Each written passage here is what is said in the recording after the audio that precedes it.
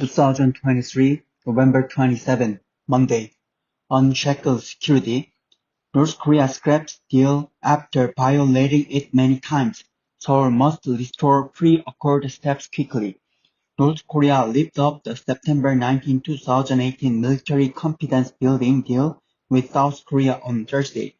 It was a reaction to South Korea's partial retreat from the accord in response to the North's launch of a spy satellite. Seoul had said it would suspend some of the measures in the accord and step up surveillance along the military demarcation line after the North launched its first satellite, whose apparent use was military reconnaissance. The North said that it would restore all military measures it had halted under the agreement. It also said that it will deploy much stronger armed forces and new weapons along the demarcation line that separates it from the South.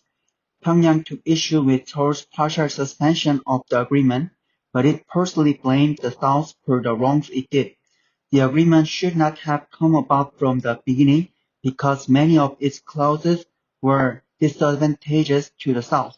Moreover, the North violated it numerous times.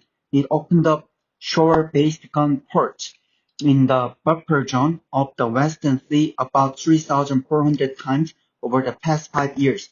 It fired about 600 shells in 2 days in the zone in October 2022.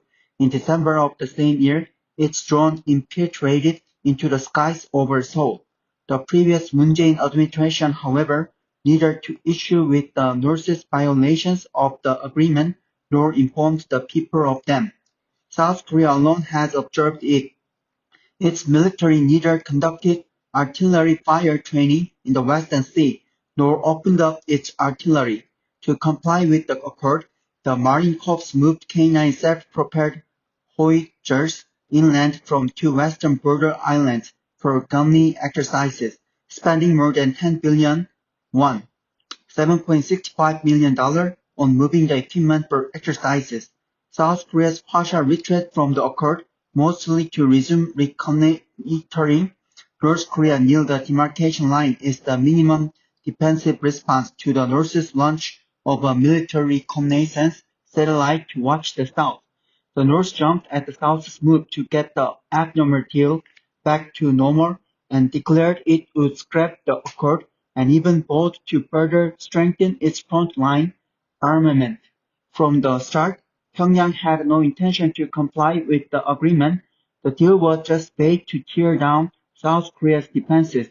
Lee Jae-myung, leader of the main opposition Democratic Party of Korea, said that some people are concerned about the possibility of the Yoon Suk-yeol government inducing North Korea's armed provocations near the military demarcation line to influence the upcoming general elections.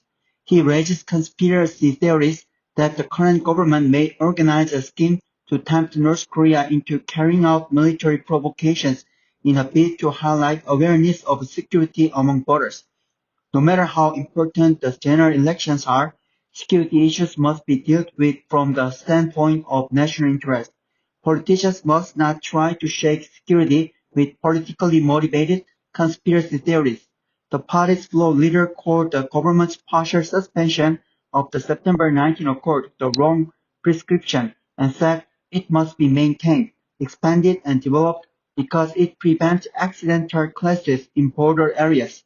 Abiding by an agreement that the enemy violates is self-injury to security. The Yoon government seeks to stop such a foolish act. It is a right move. North Korea does not take international laws and agreements seriously as an obligation, but just as a means. If they are not useful, the North ignores them immediately. It is foolhardy and dangerous to expect it to comply with a security deal sincerely. Now that the North scrapped the accord that had shackled South Korea's security, the Yoon administration must restore security to the level before the deal quickly.